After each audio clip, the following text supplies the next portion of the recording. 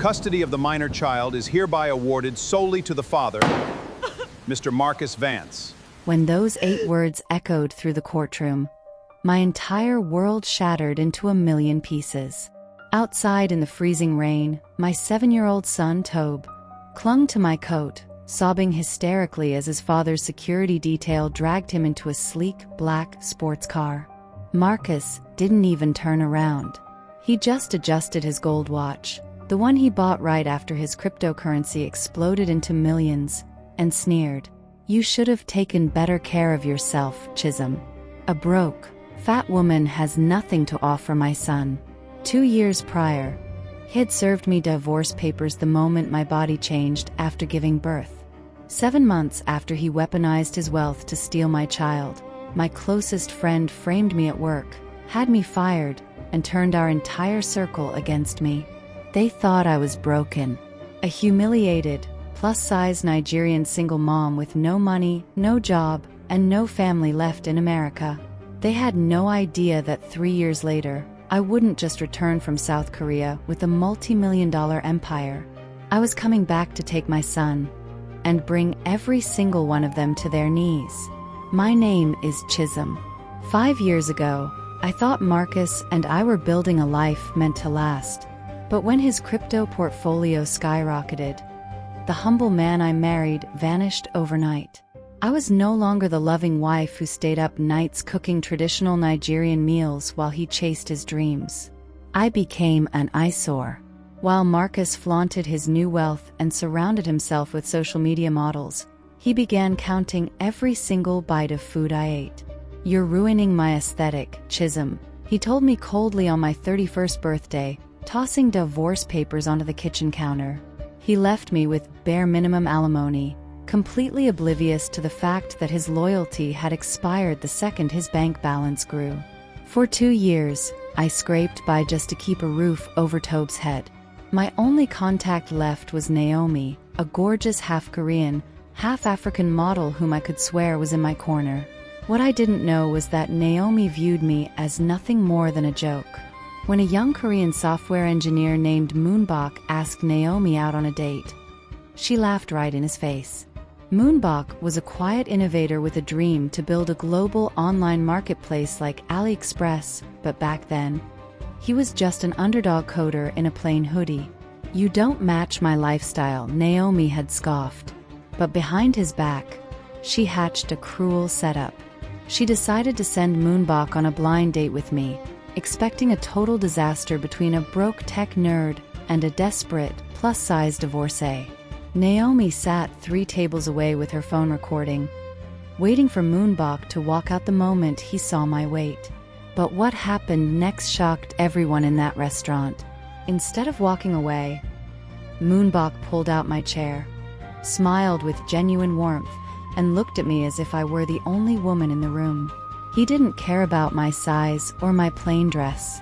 And when he tasted my cooking days later, he saw a brilliant woman worth fighting for.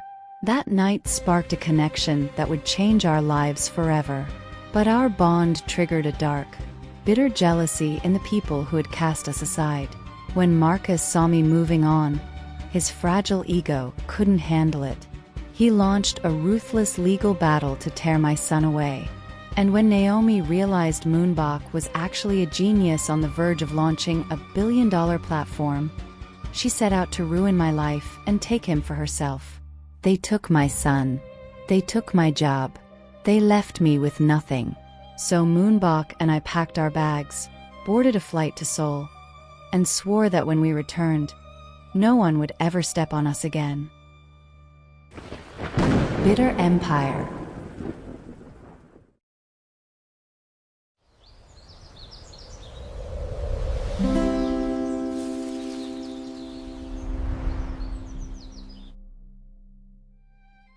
The gavel came down like a gunshot. Custody of the minor child is hereby awarded solely to the father, Mr. Marcus Vance. The words hung in the stale courtroom air, each syllable a blade carving into Chisum's chest. For a moment, she couldn't breathe. The fluorescent lights above flickered, or perhaps that was just her vision failing. Her hands gripped the wooden railing so tightly Her knuckles had turned the color of ash. Outside, February rain pelted the courthouse windows with the rhythm of a dying heartbeat. No, the word wouldn't form on her lips. No, no, no.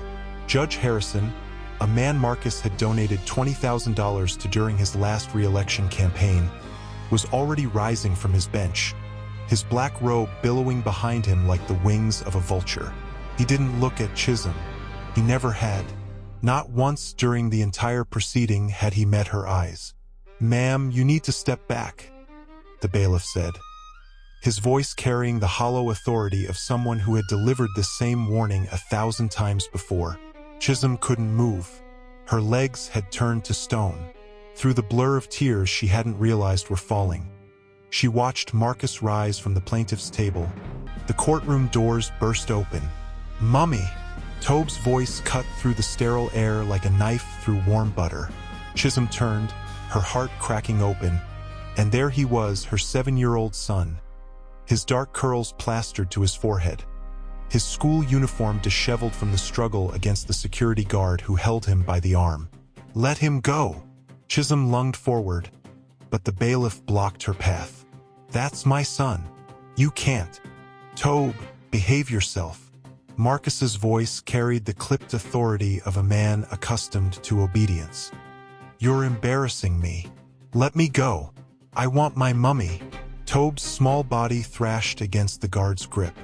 His eyes, so like his mother's, were wild with fear. "Mummy, don't let them take me." The scene that followed would haunt Chisum for the rest of her life. Tobe broke free for just a moment and ran toward her, his small arms wrapped around her waist, his face buried in the folds of her dress. His body shook with sobs that seemed to come from somewhere too deep for a child his age. "Don't leave me, Mummy. Please don't leave me. I'll be good. I'll be so good. I promise." Chisum dropped to her knees, pulling him into her arms. "You are good, baby. You're the best thing I ever." "Security." Marcus's voice cracked like a whip. "Get my son. Now." 2 more guards appeared, and Chisum felt Tobe being pried from her arms, felt his fingers digging into her shoulders, felt his screams reverberating through her bones. "No, no, let me go. Mummy, Mummy loves you," she screamed as they dragged him toward the exit. "Mummy loves you so much. I'm coming for you. I promise. I'm coming." Tobe's small hands reached for her as the glass doors slid open. The rain hit his face, mixing with tears she couldn't see. "I love you, Mummy. I love you more than anything. Don't forget me." And then he was gone. The black Mercedes pulled away from the curb, its tires screaming against the wet pavement. Chisum collapsed to the floor, her body racked with sobs that seemed to tear her apart from the inside. A sound of car engine revving loudly, tires screeching away. Marcus didn't even turn around. He just adjusted his gold watch and sneered. "You should have taken better care of yourself, Chisum. A broke, fat woman has nothing to offer my son." 2 years earlier, the first time Marcus noticed her weight, it was 6 weeks after Tobe was born. She had been standing in front of the bathroom mirror, trying to button a pair of jeans that no longer fit. Her body had changed, of course it had changed. She had grown a human being inside her, had pushed that human being into the world with nothing but sheer determination and a nurse who kept telling her to push harder. "You're not going to wear those out, are you?" Marcus's voice came from the doorway. When she turned, she saw him leaning against the frame, his arms crossed, his expression hovering somewhere between disgust and amusement. "I'm just trying to see if they fit," she said, her voice small. "It's only been 6 weeks. The doctor said you should be watching your weight." He walked into the bathroom, his footsteps heavy on the tile. "You're not a teenager anymore, Chisum. You can't just eat whatever you want and expect to bounce back." Chisum felt something cold settle in her chest. "I just had a baby, Marcus. I'm still recovering. We both have things we need to work on. The difference is, I'm actually doing something about mine." She didn't argue.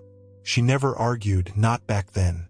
She just put the jeans back in the drawer and went to check on Tobe, who was crying in the nursery. That was the beginning. Over the next 2 years, Marcus's cruelty grew in direct proportion to his wealth. The man who had once told her she was the most beautiful woman he'd ever met now made comments about her weight at every opportunity.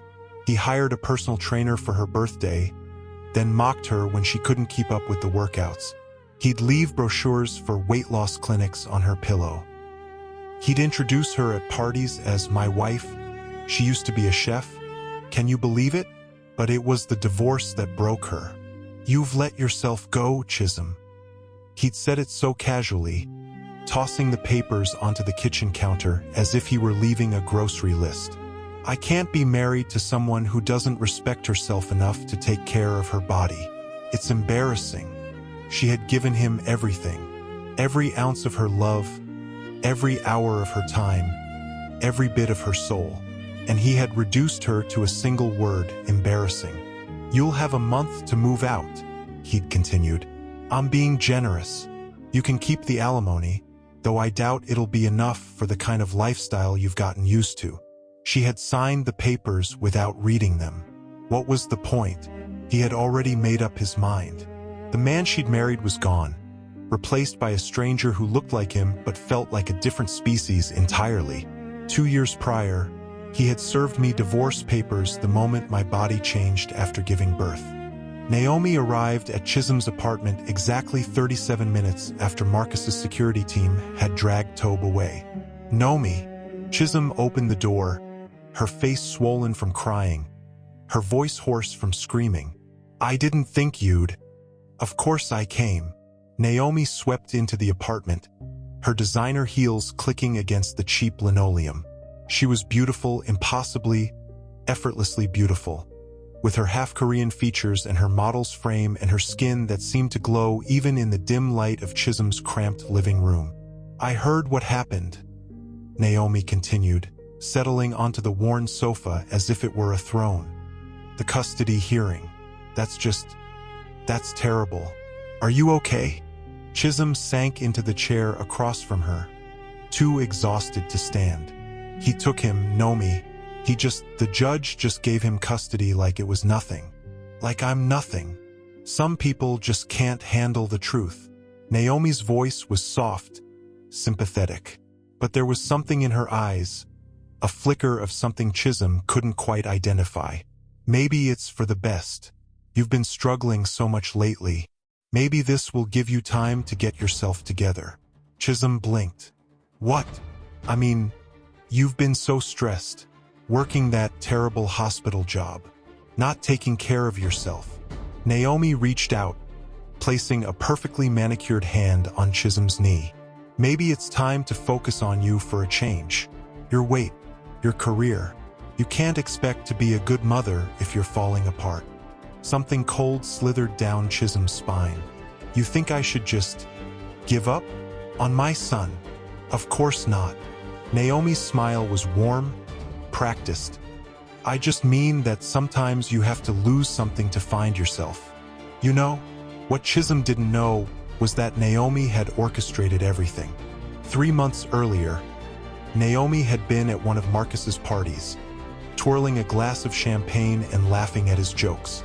She had heard him complain about the custody battle, about how his lawyers were confident they could paint Chisum as an unstable mother. You really think she's that bad? Naomi had asked, feigning ignorance. She's a mess, Marcus had replied. She can barely hold down a job. Plus, she's let herself go completely. No judge in their right mind would give her custody. Naomi had smiled, had leaned in close enough for him to smell her perfume. I'm sure you'll get what you deserve. What she deserved was a different question entirely. 2 weeks later, Naomi sent the email to Chisum's supervisor at the hospital, an anonymous tip that Chisum had been accessing patient records she shouldn't have been. The accusation was false, of course, but it didn't matter. The hospital's legal team didn't want the liability. Chisum was fired the next day. They said I leaked patient data. Chisum had sobbed to Naomi over the phone. I didn't do anything. You have to believe me. I believe you. Naomi had said, her voice dripping with false comfort. But maybe you should take some time off anyway. Get yourself together. You've been so stressed lately. And then there were the rumors. Naomi had started them herself, casual comments at parties, whispered conversations in the right ears. Chisum was unstable. Chisum was obsessed with Marcus, couldn't let go. Chisum had been making threats. Chisum wasn't fit to be a mother. By the time the custody hearing arrived, Chisum had no job, no friends, and no money for a decent lawyer. 7 months after he weaponized his wealth to steal my child, my closest friend framed me at work, had me fired, and turned our entire circle against me. Kim Moonbach. Naomi's voice carried the precise mixture of boredom and disdain she had perfected over years of being pursued by men who didn't meet her standards. She hadn't even looked up from her phone when he'd approached the table. Instead, she'd let him stand there, shifting his weight from foot to foot while she scrolled through her Instagram feed. Yes, Moonbach cleared his throat. I'm Moonbach. You're Naomi? Obviously. She finally looked up, and her eyes traveled over him with the slow assessment of someone appraising a second-hand car. He was handsome enough, she supposed, in a quiet sort of way. Dark hair, sharp features, intelligent eyes. But his clothes were wrong: an old hoodie, faded jeans, sneakers that had clearly seen better days. You're the software engineer, right? She didn't bother to hide her disappointment. The one who's building the platform? Yes. He smiled, and for a moment, she saw something flicker in his eyes. Passion, ambition. Something that might have made him interesting if he'd known how to dress. It's a cross-border e-commerce logistics network, like AliExpress, but with more, right? Naomi cut him off, already bored. Look, I'm going to be honest with you. You seem nice enough, but we're not compatible. My life is, well, it's a lot. I don't have time for someone who's still figuring things out. Moonbach's smile faded, but he didn't look hurt. He looked unsurprised, as if he'd expected this outcome from the moment he'd walked in. Okay, he said simply. I understand. But Naomi wasn't done. She'd had an idea, a cruel, petty idea that appealed to her sense of entertainment. Actually, she said, leaning forward with a calculated smile, I have a friend. She's been going through a rough time. Divorce, custody issues. She could really use a nice guy. She paused, savoring the moment. She's a bit older than you, and she's not exactly... Well, she doesn't look like me. But maybe you'd be willing to give her a chance. Moonbach hesitated. I don't know if... Just one date, Naomi pressed. What do you have to lose? She set it up for the following Saturday at a restaurant in Koreatown. A cheap place deliberately chosen. She wanted Chisum to feel out of place, wanted Moonbach to see her in that terrible dress she always wore, wanted the whole thing to be a disaster. Naomi arrived early, positioning herself at a table where she could watch everything unfold. She had her phone ready, recording the scene. She'd post it later. The look on Moonbach's face when he saw Chisum, the way he'd scramble to escape, the moment when Chisum realized she'd been set up for nothing more than entertainment. The door opened at exactly 7 o'clock. Chisum walked in wearing the dress Naomi had told her to wear, a plain, ill-fitting garment that did nothing for her figure. She'd clearly tried to style her hair, but it had been a half-hearted effort, the kind that came from someone who had already given up on hope. Naomi smirked and started recording. But then Moonbach stood up. He didn't walk away. He didn't make an excuse to leave, didn't pretend he had a meeting, didn't even glance at his phone. Instead, Moonbach walked toward Chisum, pulled out her chair, and smiled at her with the kind of genuine warmth that made Naomi's stomach twist. Hi, he said. I'm Moonbach. I'm so glad you came. Chisum froze, her eyes wide with surprise. You're not going to leave? Leave? He looked genuinely confused. Why would I leave? I just met you. I just mean... Chisum's voice trailed off as she glanced down at her dress, at her body, at everything she'd been taught to apologize for. I don't exactly look like the kind of person you'd want to be seen with. Moonbach's expression softened. I don't care about that. I care about who you are. It was such a simple thing to say. And yet, in that moment, it was the most profound thing anyone had ever said to Chisum. You don't even know me, she whispered. Then let's change that. He sat down across from her, his eyes never leaving hers. Tell me about yourself, Chisum. What do you love? What do you dream about? They stayed at the restaurant for 3 hours. By the end of the night, they had exchanged stories about their lives, her painful divorce, his struggles as a first-generation Korean immigrant in America, her love of cooking, his dreams of building a global e-commerce platform. You know, she said, I've been perfecting a recipe for jollof rice for years. My grandmother taught me when I was a little girl in Nigeria. I think I've finally gotten it right. Moonbach's eyes lit up. I love Nigerian food. My mother taught me to cook Korean food when I was young. Do you like Korean food? I've never really tried it, Chisum admitted. I've been a bit isolated since the divorce. Then we should change that. Moonbach smiled. I'll cook for you, if you cook for me. A week later, Chisum stood in her tiny kitchen, her hands working familiar magic over a pot of jollof rice.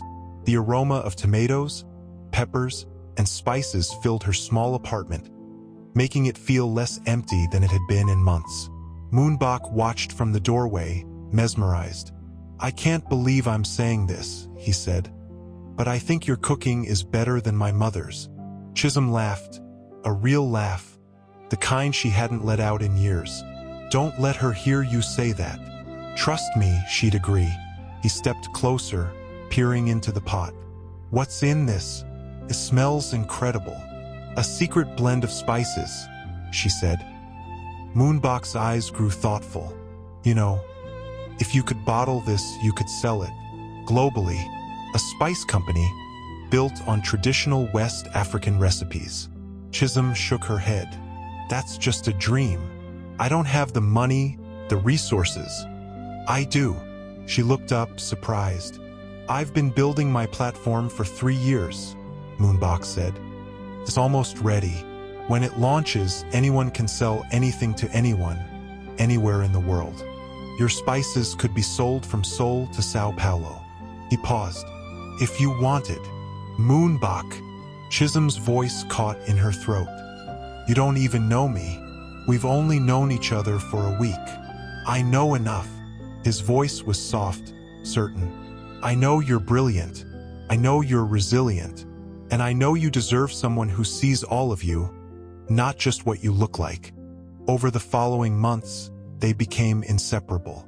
Moonbach would come to her apartment every evening, and they'd cook together, Nigerian dishes and Korean dishes, blending flavors from 2 worlds into something new and beautiful. He taught her to make kimchi, and she taught him to make egusi soup. They'd sit at her small table, eating and talking for hours, building a life together one conversation at a time. He never commented on her weight. He never made her feel lesser, unworthy, or embarrassing. He looked at her and saw a woman of substance, a woman whose heart was worth more than any prize in the world. What do you see in me? Chisum asked him one night. Everyone else, they see what I'm not. Not thin enough, not young enough, not successful enough. What do you see? Moonbach took her hand, turning it over in his own. I see a woman who survived a nightmare, he said. I see a mother who loves her son more than anything in the world. I see someone who, when the world knocked her down, got back up and kept going. That's not weakness, Chisum. That's strength. Real strength. But their growing bond triggered something dark in the people who had cast them aside. Marcus had been watching. Through the grapevine, through mutual acquaintances, through the network of people who reported back to him because he paid them to. When he heard that Chisum was moving on, that she'd found someone new, his fragile ego couldn't handle it. What kind of man would want her? He'd sneer to his business partners. She's a has-been, a failure, That tech nerd must be desperate. But underneath the bravado, Marcus was seething. He hadn't wanted Chisum back. He'd never wanted her back. But the idea that she could be happy without him, that she could find someone who actually valued her, was an insult he couldn't tolerate. He launched his attack with surgical precision. "You're going to lose him." Marcus's voice crackled through the phone, laced with a smugness that made Chisum's blood boil. "What are you talking about?" "The custody case. I've been talking to my lawyers. If I file for full custody, the court will grant it. You can't afford to fight me, Chisum. You have no job, no money, no reputation." He paused. "Plus, they'll take one look at you and see someone who can't even take care of herself, let alone a child. Tobe loves me. He needs me. He's a child. He needs stability, and I can give him that. Wealth, security, a future." Marcus's voice hardened. "What can you give him? A cramped apartment? A dead-end life?" "Marcus, please." "It's already done. I filed the papers. You'll be notified in the next few days. Try not to make a scene when you lose." The trial lasted 3 weeks. Chisum went in without a lawyer because she couldn't afford one. Moonbach offered to help, but she refused. She couldn't let him spend his savings on a fight she was destined to lose. The judge, Harrison, was a stoic white man in his 60s with dead eyes and a clear disdain for what he called emotional displays. "The court will consider what's best for the child," he'd say, his voice flat. "Financial stability, educational opportunities, a stable home environment." Marcus's lawyers presented a picture of Chisum as a woman of instability. No job, unstable living situation, mental health issues stemming from her unhealthy obsession with her ex-husband. They painted Tobe as a child who would flourish under Marcus's care. "It's about the boy's future," Marcus's lead attorney said during closing arguments. "His father can provide him with a life of opportunity. His mother, well," he gestured vaguely toward Chisum, "she can provide him with very little." But it was the judge who delivered the killing blow. "Ms. Okari," his voice was cold, clinical, "your ex-husband's financial status is, without question, superior to your own. He can provide your son with things you simply cannot. And given your unemployment and current living situation, the court cannot, in good conscience, award custody to you." "Your Honor," Chisum tried to interject, "I'm trying to get a job. I'm working with a recruiter. I have a plan." "Your plan doesn't change your reality." The judge's eyes met hers for the first time. "I'll be awarding full custody to Mr. Vance. This case is closed." Moonbach found her 3 hours later, sitting on the floor of her apartment, surrounded by Tobe's toys and clothes and everything she couldn't bear to put away. "Chisum." He knelt beside her, his voice gentle. "Chisum, look at me. He took my baby, Moonbach." Her voice was hollow, broken. "He took my son. He took everything." Moonbach wrapped his arms around her, holding her as she fell apart. "It's not over. We'll fight this. We'll find a way." "There's no way." She pulled away, her eyes swollen from crying. "I have no job, no money, no friends." She laughed bitterly. Naomi made sure of that. "She took everything." Moonbach's expression changed. "What do you mean, Naomi took everything?" Chisum told him everything. The job loss, the rumors, the way her friends had slowly fallen away, one by one, until she was left completely isolated. "She did this," Chisum said. "She framed me. She spread those lies. She destroyed my life. And now she's trying to take mine." Moonbach's voice had gone cold, a tone Chisum had never heard from him before. "What do you mean?" Earlier that week, Naomi had made her move. She'd shown up at Moonbach's apartment, dressed in a silk dress that left little to the imagination. Her perfume filled the room, cloying and sweet, like honey left to spoil. "Moonbach," her voice was a purr. "I've been thinking about you. You shouldn't be here. He didn't move from the doorway, his body blocking her entry. "What do you want?" "I made a mistake." She stepped closer, her hand reaching out to touch his chest. "I should have seen you for who you really are. A genius, a visionary, someone who's going to be worth billions someday. Get your hand off me." Naomi's smile faltered, but she recovered quickly. "Don't pretend you're not interested. I can see the way you look at me. Everyone does. I look at you and see a superficial woman who plays games with people's lives." Moonbach's voice was ice. "Chisum is worth 10 of you. She has a heart of gold. You only have an empty face." The words hit Naomi like a slap. "How dare you?" she hissed. "That fat, desperate, pathetic woman. I love her." The words came out firm, certain. "And I will never, ever want you. Not now, not ever. Now leave." A week later, everything fell apart. Naomi didn't stop with Chisum's job and friends. She wasn't satisfied with destroying Chisum's reputation. She wanted to make sure she had nothing left. "It's about the boy," Naomi said to Marcus over lunch. "If you want to win custody, you need to prove she's unstable. And I know exactly how to do that." The proof came in the form of fabricated text messages, emails from a burner account, and witnesses who swore they'd heard Chisum threaten to take Tobe out of the country. The court believed it all. When Chisum showed up at Marcus's house to see Tobe, the security guards wouldn't let her pass the gate. "You can't keep me from my son," she shouted. "I have legal rights." "Not anymore," Marcus said from behind the gate. His smirk was visible even through the bars. "I've been granted a restraining order. You can't come within 500 feet of my property. Or, for that matter, within 500 feet of Tobe." "That's a lie." It's the truth." He stepped closer, his face inches from the bars. "You're a threat to my son, Chisum. A desperate, unstable danger to my family. Do you understand what that means? It means you'll never see him again. Not until he's 18. And by then, he'll have forgotten you existed." That night, Chisum walked the streets of Atlanta with no clear destination in mind. "They took my son. They took my job. They left me with nothing." She found herself on a bridge overlooking the Chattahoochee River. The water below was dark, turbulent, like the feelings churning inside her. "I could end this," she thought. "I could just end everything." And then her phone buzzed. It was a message from Moonbach. "I got the offer from Seoul. It's everything we talked about. Come with me. Let's build our fortune. Let's take back everything they stole from you." The flight to South Korea took 14 hours.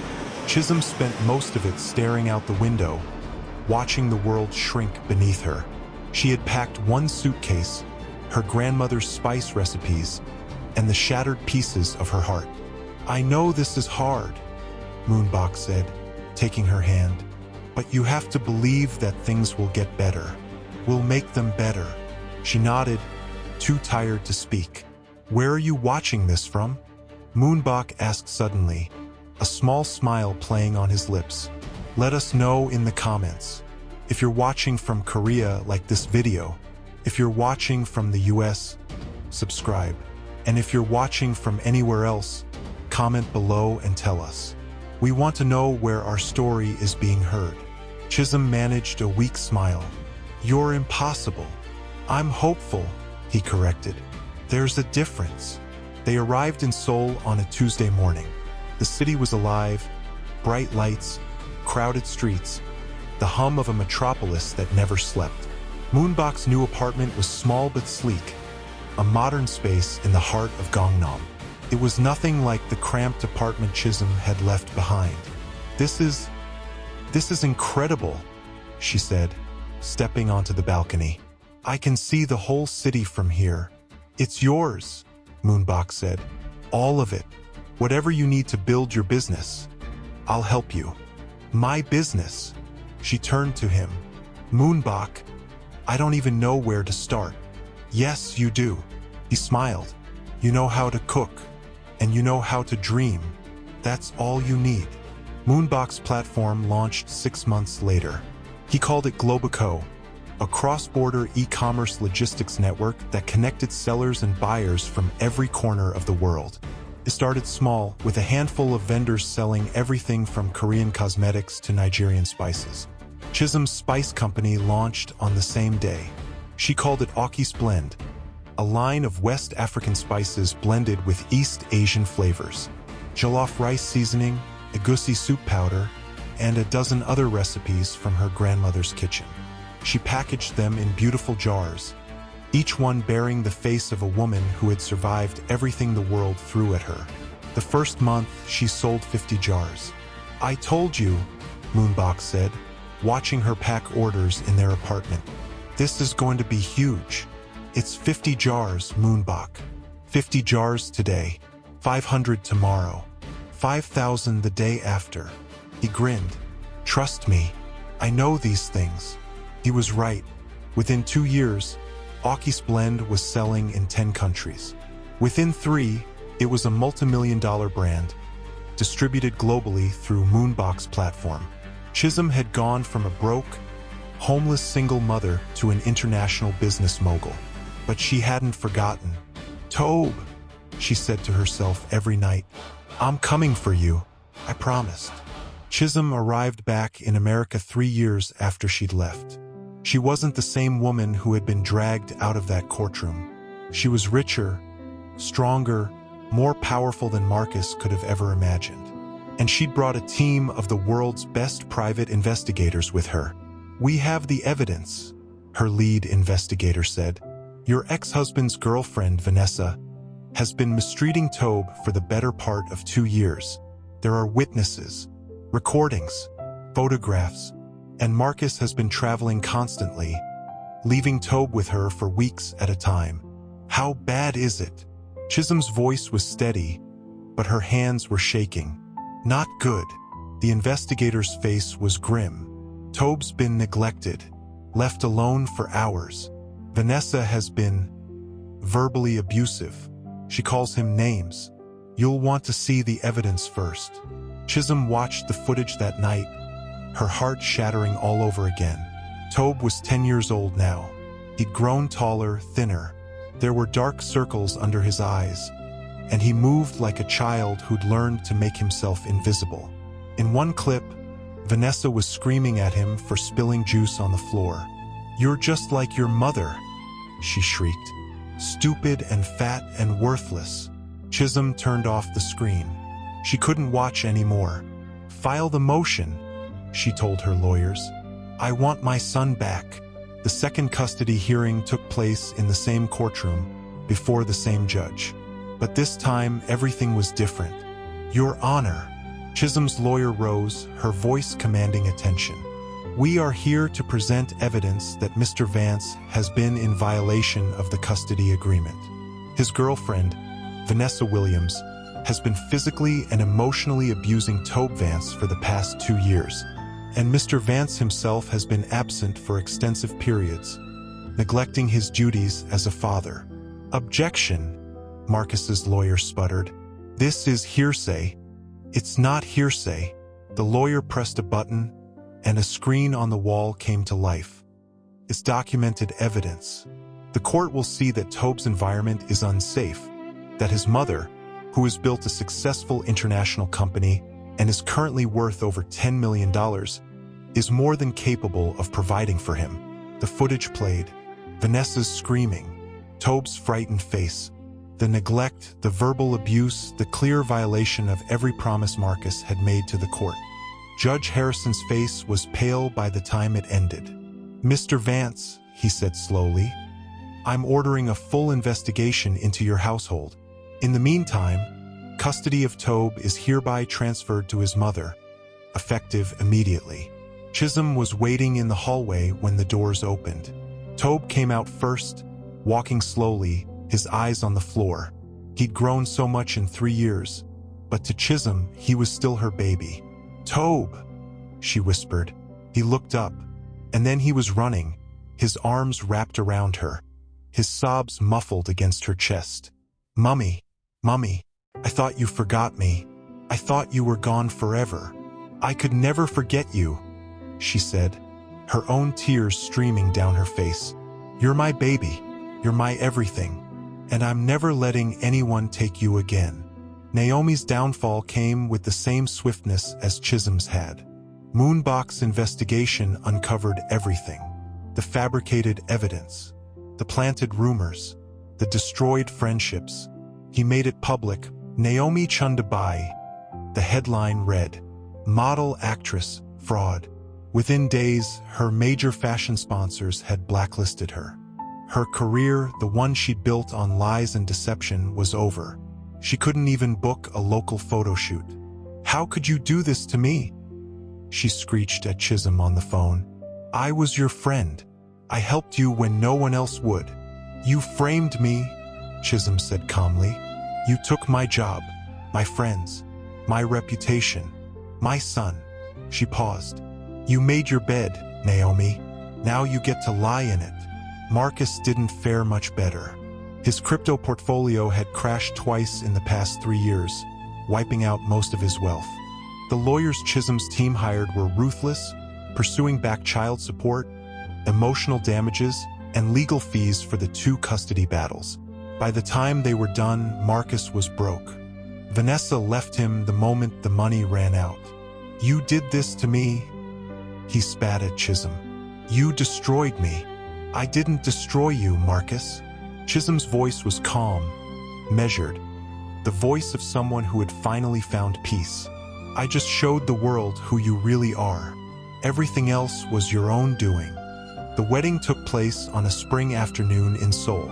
Chisum wore a traditional Nigerian gown, its rich colors reflecting the warmth of her heritage.